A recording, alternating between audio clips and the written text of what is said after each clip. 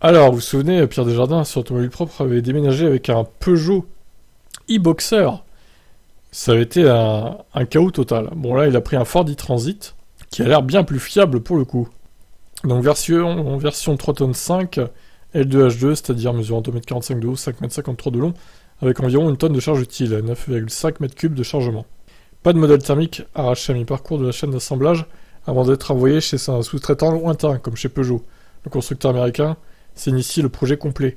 Côté fiche technique, il frappe déjà fort avec 269 chevaux, 430 Nm, ou encore une capacité de batterie de 68 kWh utile. Ces données impressionnantes pour un utilitaire vous disent quelque chose, c'est normal. Moteur et batterie sont partagés avec l'entrée de gamme du Mustang Mach-E. Un gage de sérieux et de promesse de disponibilité durable des pièces. Mais ce n'est pas tout.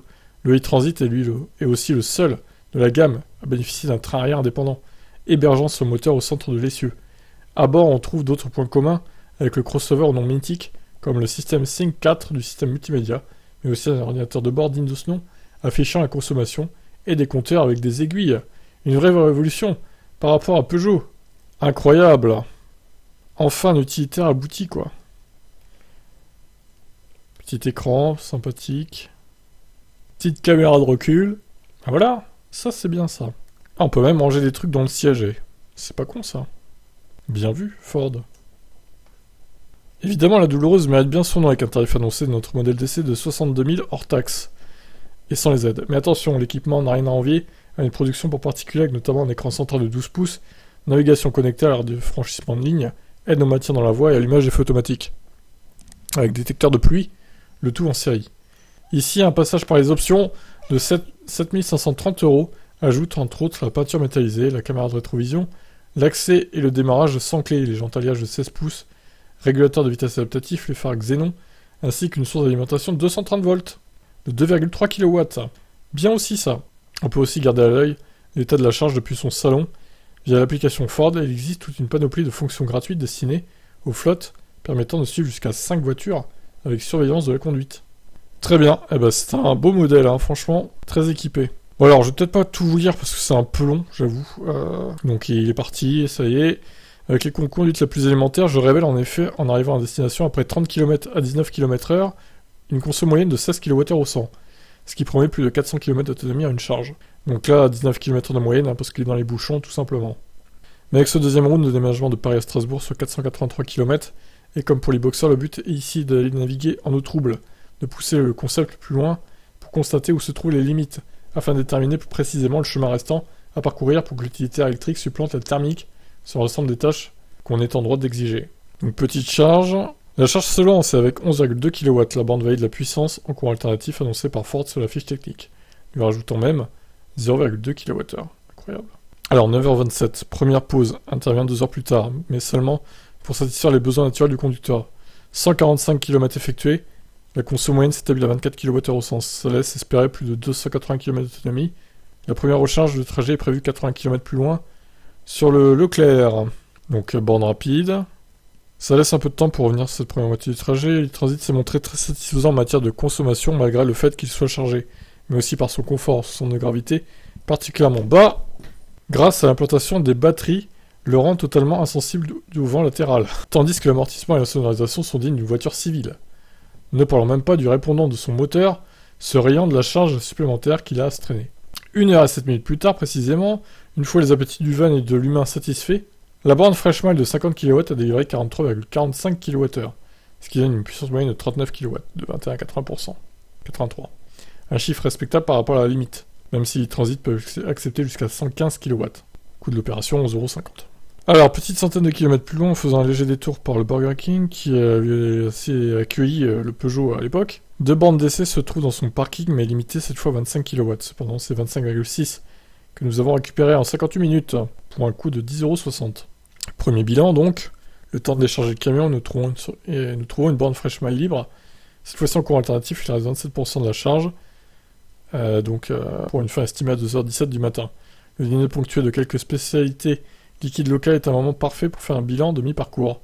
Déjà, nous sommes arrivés à destination sans le moindre pépin, ce qui rend peut-être le compte-rendu plus ennuyeux que le premier, c'est vrai, mais plus reposant.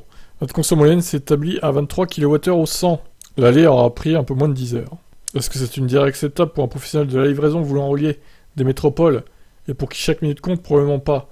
C'est pour ça que ça allait pour un particulier qui aurait loué le véhicule pour réaliser par exemple un déménagement en un week-end en passant par la nationale, bien plus. Un équivalent thermique donc ferait le trajet d'une traite, mais pour faire mieux que les 22,10€ de charge, et avec un litre de gazole à 1,98€, il devrait consommer moins de 2 litres 3 au 100. Et oui, forcément, on en est loin là. Bon alors, le retour. Le kilomètre à 100% pour repartir, mais la facture est un peu salée, 26,90€ pour récupérer 51 kWh. Mais ça comprend les pénalités de stationnement une fois la charge terminée, au milieu de la nuit, et un prix au kilowattheure élevé de 35 centimes. Nous repartons le petit matin, direction la capitale, nous avons perdu 11 degrés par rapport à la veille, il pleut, ce qui fausse grandement les chiffres. 22 kWh au 100 donc, sans chargement, donc pouvant bouger à l'arrière, on pourrait facilement oublier à son volant que l'e-transit est un utilitaire tant il se montre dynamique et plaisant à emmener vivement grâce à sa répartition des masses. Donc voilà, tac tac tac, petite poussée d'adrénaline, toujours strictement rien à reprocher au e-transit, qui est sans le moindre doute le plus polyvalent, confortable, efficient et performant des utilitaires électriques du moment, mais plutôt l'interface volant-siège qui a trop souvent tendance à tenter le diable. L'objectif est de rejoindre les bornes Unity de Leclerc, Champfleury, ce qui selon la navigation et l'autonomie restante est possible avec 9 km de gras. Facile, sauf qu'une fois arrivé sur place, l'accès à la zone de recharge est protégé par des portiques, limitant l'accès aux véhicules faisant moins de 2,10 m. Oh merde. Un coup d'œil un peu nerveux à ChargeMap permet de localiser une autre station à 10 km. Ah merde! Ça va être juste là. Il est donc temps de faire preuve d'une souplesse exemplaire de la cheville droite, et c'est avec 0% de charge et quelques gouttes de sueur sur le front que nous parvenons à l'oasis électrique. Cependant, cela donne l'occasion parfaite pour faire précisément un 0 à 80%, et le résultat est excellent, puisqu'il a été précisément effectué en 41 minutes et 33 secondes. Il est ensuite temps de reprendre la 4 direction Paris, avec le régulateur de vitesse fixé à 110 km/h. Et là encore, e-transit surprend puisque la conso s'établit alors à 31 kWh au 100. Oui, vu la taille du truc, effectivement, c'est pas mal quand même. Alors, la fin, est-ce que, en ayant eu ces infos au préalable, nous aurions tout fait par l'autoroute? Probablement pas, puisque le e-transit aurait gagné du temps, mais sans pour autant se rapprocher vraiment de ce dont est capable un équivalent diesel, tout en faisant gonfler considérablement le budget de charge, au point de perdre aussi largement sur ce terrain-là. Et puis, les péages. En effet, rien que les 55 kWh rémois nous ont en effet été facturés 41,30€. Ah oui. Une opération qu'il aurait fallu répéter sans doute 3 fois entre le départ et l'arrivée, si nous avions décidé d'opter uniquement pour ce profil de route. De ce côté, un Renault Trafic peut faire un Paris-Strasbourg à Paris sans nécessiter de refaire le plein, et avec une conso moyenne de 6,9 litres au 100, abattable sur ce terrain. Le plus rapide reste donc l'apanage du thermique par l'autoroute, mais le moins cher revient donc à l'utilitaire électrique par la nationale. Très bien, alors qu'est-ce qui s'est passé pour l'e-Boxer avant de se quitter? Après son retour à Poissy, Peugeot a bien sûr examiné le e-Boxer pour déterminer un diagnostic et m'a fait le retour suivant. Il y a un ergot dans la prise de recharge qui a pour fonction de maintenir le connecteur via une encoche sur ce dernier afin que le contact se fasse de façon optimale et permette une charge en rapport avec la fiche technique. Et cet ergot probablement plié ou coincé ne faisait pas son travail de verrouillage, rendant très aléatoire le bon lancement des recharges et ne permettant pas d'atteindre les puissances de charge annoncées, quand éventuellement elles se déclenchaient. Ouais. Ok, c'est pareil, bizarre comme problème quand même. Donc voilà, bah écoutez, si vous cherchez un utilitaire électrique, franchement celui-là a l'air top. Hein. Efficience correcte, vu la taille du machin, c'est pas mal du tout.